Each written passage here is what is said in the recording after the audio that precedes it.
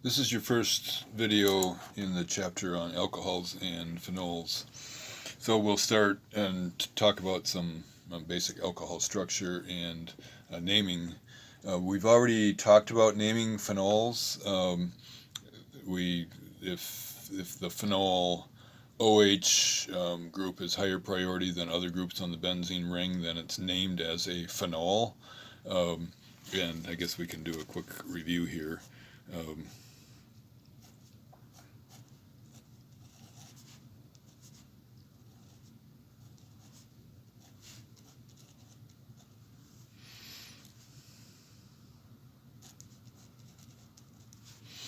So if we have this compound, this benzene compound, then we have an OH group on, which is, if there's an OH directly attached to the benzene ring and no higher priority group attached, then the molecule is named as a phenol, and if it's named as a phenol, you have to call this carbon number 1 and then get the lowest sequence of numbers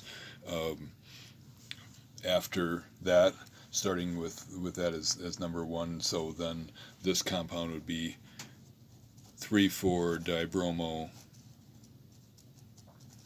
phenol. And then another example, if we have a phenol, an OH attached to a benzene ring, and then a higher priority atom or functional group attached, like a carboxylic acid, then the carboxylic acid wins out. And so then this, you have to start numbering where the carboxylic acid is. So this is benzoic acid, and then the OH group is a substituent. And when it's a substituent, it's, as you recall, called a hydroxy group. So this is 2-hydroxy benzoic acid, or orthohydroxybenzoic acid. So that's what we did when we were naming aromatic compounds. We worked with phenols. But the new nomenclature that we need to look at here is for alcohols, and there are different kinds. The alcohols are classified in different groups, and by their branching. And so here is an alcohol at the end of a chain, and here is an alcohol that is in the middle of a chain, and here is an alcohol that is in the middle of a chain, but it has it at a point where it's branching there. And so this carbon right here, the alpha carbon, the one that's right next to the OH group, is these are classified as primary, secondary, and tertiary alcohols by the number of alkyl groups that are attached to this alpha carbon. And so this has 2 hydrogens on it and 1 alkyl group, 1 propyl group. And so this is a primary alcohol. This alcohol that I've drawn here has 2 alkyl groups, a methyl and a propyl attached to it, so that is a secondary alcohol. And the last one is a tertiary alcohol, having 3 other alkyl groups, 3 alkyl groups attached to the alpha carbon. So this is the same way we named primary, or classified primary, secondary, and tertiary alkyl halides. So nothing different there. But it's important to recognize that if you react primary, secondary, and tertiary alcohols, you get different products. And we will look at that more closely when we're looking at the reactions of alcohols. But let's look at the naming here, where you look for the longest carbon chain that has the alcohol attached to it. And so this is a 1, 2, 3, 4 carbon chain, and we number that chain to give the lowest possible number to the alcohol substituent. So 1, 2, 3, 4. So that OH could be on the end, or it could be on one of the center carbons. So since there's 2 different places where it could be, then it has to be, you need to put the number in saying where the OH is. And so this is 1 So it's a 4-carbon chain, 1 butane, drop the E and add OL. So this is 1 butanol. Then here, same thing, we're numbering to give the lowest possible number to the OH on the longest chain here, and so here we have a 5-carbon chain, so that would be pentanol, and the carbon, or the OH, is attached to carbon number 2, so this is 2-pentanol. And you get the idea here, so you can pause the video for a second and name the last one there.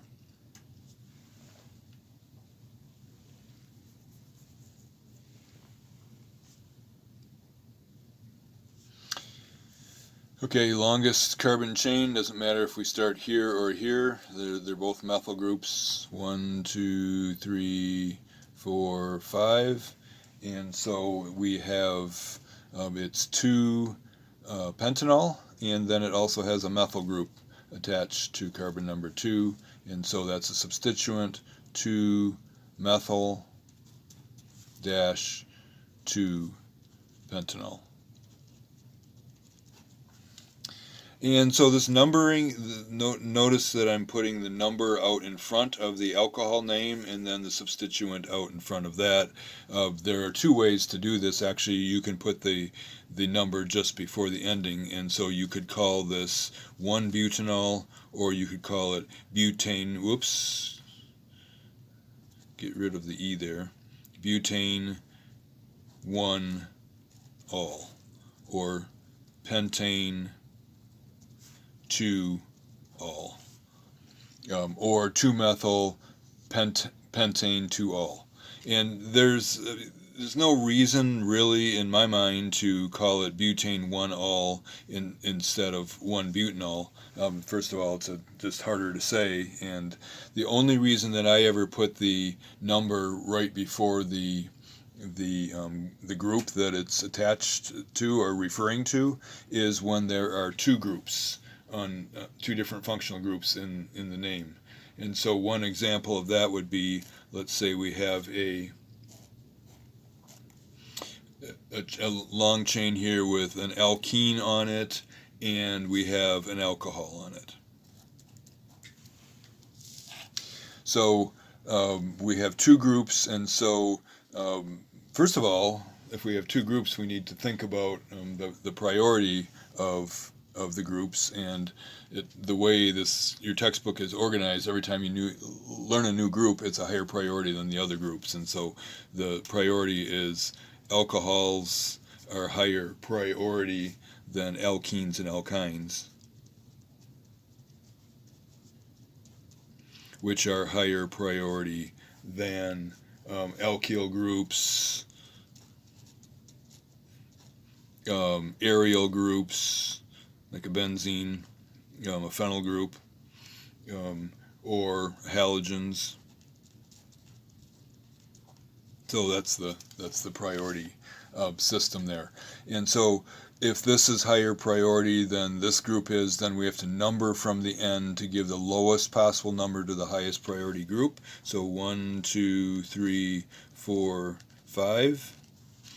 And the name lists the groups in increasing order of priority. So the alkene is lower priority, comes before the alcohol. So this is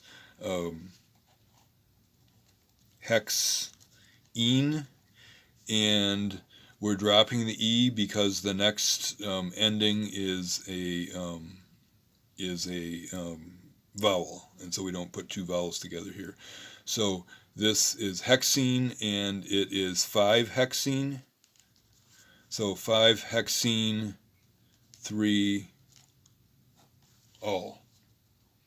Okay, and it might look better. I mean, this is when I put all the endings at the end. So I would call it hex 5-ene 3 all. Both of these methods of naming this are correct. It's just a matter of what seems to flow a little bit better.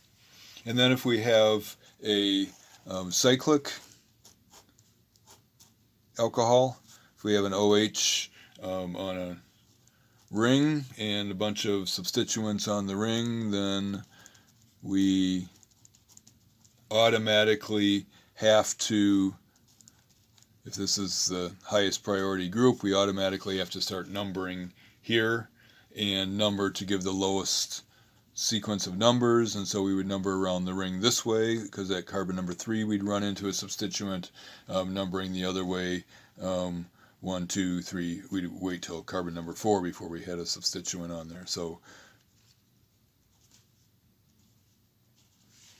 So this is automatically, this is number 1, and so you drop the 1 because you don't need to say it's attached to number 1, because you have to, the rule says you have to start numbering there. And so then we have a bunch of methyl groups attached, and so we will just call it 3, 3, 4, trimethyl, cyclohexane, drop the E, and add OL. Okay, so that's some of the basic naming. We'll have to talk a little bit more about that in the next video.